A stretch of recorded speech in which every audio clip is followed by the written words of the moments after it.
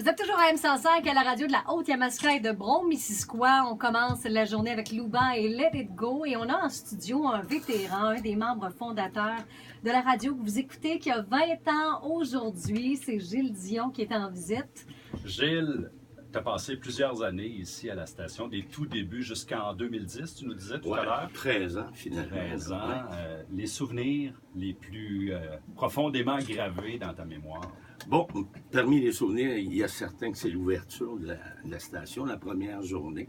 On n'est jamais assez près, là. Tout allait tellement rapidement. Il y avait des retouches de peinture à 16 heures, puis alors qu'on ouvrait à 18 heures, avant que les invités arrivent. C'était comme ça. L'annonce, d'ailleurs, dehors, qu'on peut voir ici à l'extérieur, ça a été installé dans l'après-midi.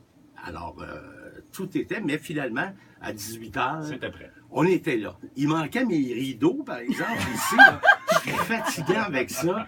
Mais ça, je regarde les photos, l'ouverture, j'aurais tellement aimé qu'il y ait des rideaux. Hein. Mais finalement, ben, tout s'est bien passé.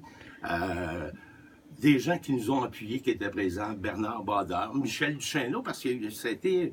C'est le maire à l'époque. Capital de sympathie de la part des élus, majoritairement, là.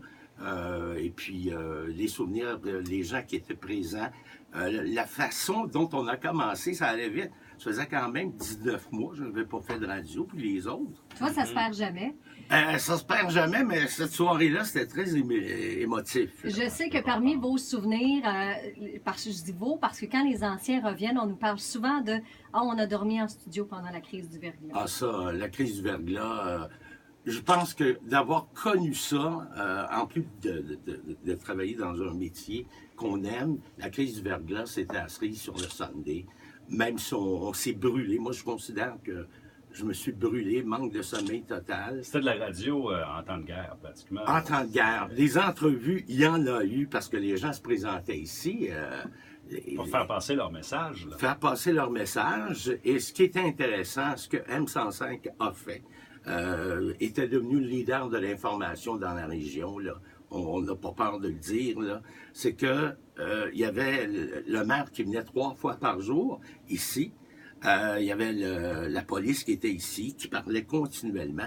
Et quelque chose un des beaux souvenirs de la crise de verglas, c'est que j'avais un de mes amis à Montréal qui m'avait donné une information comme quoi Granby, ça allait prendre 3 à 4 semaines avant que l'électricité revienne. C'est toi qui as eu l'odieux d'annoncer ça en nombre, non? Et attention, là, c'est que personne ne le savait à ce moment-là. Et quand Michel Duchesneau est venu ici s'asseoir, comme d'habitude, M. Duchesneau, est-ce que c'est vrai que Granby sera privé d'électricité 3 à 4 semaines? Là, il a fait un regard, et j'insistais, là. Et là, il dit, qui vous a dit ça? Est-ce que c'est vrai que Granby... Il dit oui, on était pour l'annoncer en fin de journée. Aïe, aïe, aïe. Alors ça, c'était un coup fumant, un coup de théâtre. Et là, c'est là que Granby a dû s'organiser vraiment. C'est à partir de cette annonce-là que Granby, les gens sont partis s'acheter des génératrices, entre autres. Il y a eu l'époque des chandelles, parce que là, dans les premiers jours, pour vous donner une information, comme quoi la radio, c'est une présence instantanée, c'est que Claude Villot, lui, m'appelait, il me disait, il y a un camion de chandelles qui va arriver au centre-ville. Là, il me rappelait, il disait, je suis arrivé. On l'annonçait en nombre. On l'annonçait en nombre. Il y avait... Après, c'était fini. Non pas que c'était fini, il y avait au centre-ville... Un mouvement de masse. Là. Un mouvement de masse. Comment on dit ça? Il y a un mot pour ça, là, qui L'émeute. m'échappe. Pas une émeute! Les gens se battaient pour Pas les un chandelles. carabolage.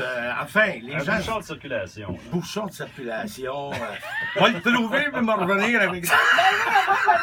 On garde encore avec nous jusqu'à 9h. J'en échappe comme ça, là. Ah, c'est correct. On est avec Gilles Dion. On célèbre aujourd'hui les 20 ans de M105. C'est le début des festivités parce qu'il y en aura tout au long de l'année. Tout à fait. Gilles reste avec nous jusqu'à 9h. Restez là. C'est Dominique qu'on retrouve avec les infos M105. Et après ça, une autre grosse chanson de l'été 97 quand M105 ouvrait ses portes. Vous allez vous rappeler de ça. À quoi?